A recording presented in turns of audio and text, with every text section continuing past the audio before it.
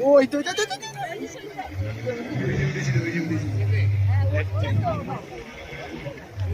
এই তো ওখানটা আছে ওখানটায় সামনে চলো সামনে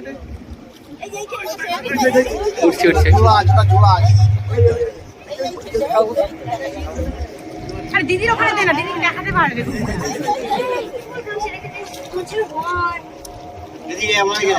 ও মুখটাও বাড়িয়েছে বাবা, না না তুই দেখতে পারবি না। এখানে আমার দেখ দেখ